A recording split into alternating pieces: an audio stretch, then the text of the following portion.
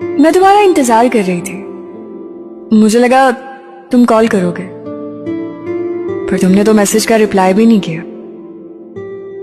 पहले लगा तुम बिजी हो गए, फिर लगा भूल गए होगे, फिर समझ में आया कि तुम तो इग्नोर कर रहे थे।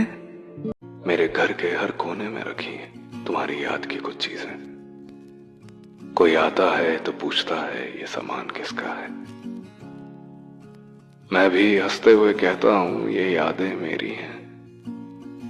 वो मुझसे पूछता है ये यादों पर धूल कैसी है। मैं कहता हूं ये धूल नहीं वक्त है, जमे रहने दो। मैं पोंछ दूं अगर तो यादें ताजा हो जाती हैं।